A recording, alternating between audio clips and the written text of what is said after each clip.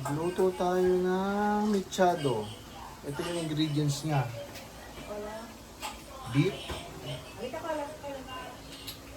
potato, calamansi, bell pepper, onion, carrots, tomato sauce, green peas. Lutuin na natin. Garlic, onion, tomato, bell pepper. Ito yung hiwa pag mechado yung lutuin mo. Ipiprito natin to.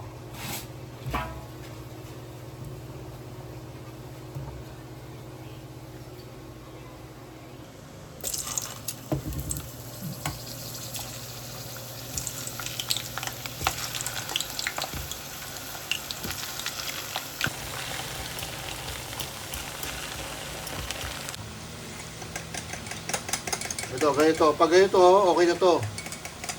Yan, medyo brown na siya. Kasi lulutuin pa, ilalagay pa naman to sa nilutong mechado mamaya. Carrots naman lutuin natin.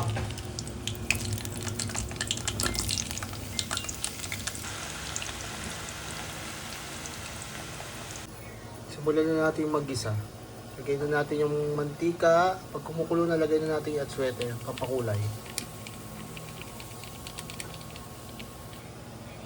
Bawang,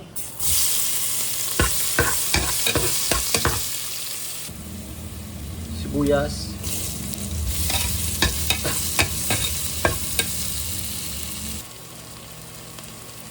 kamatis,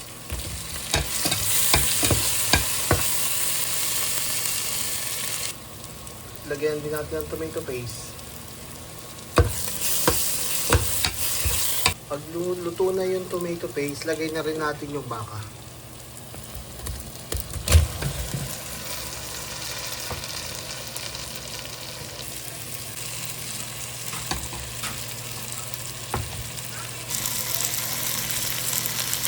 Lagyan natin ng toyo.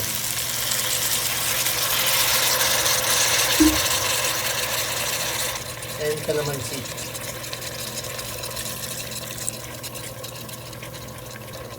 Lagyan din natin ng tubig dahil pakukuluan natin siya.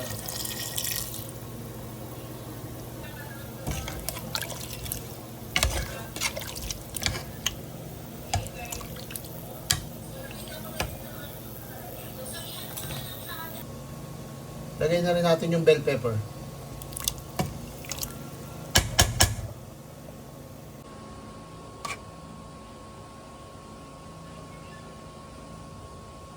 Malambot na. Lagay na natin yung green peas.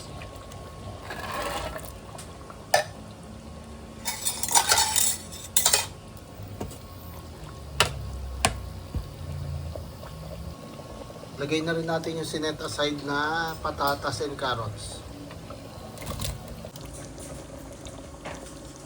Lagyan din natin ng cheese.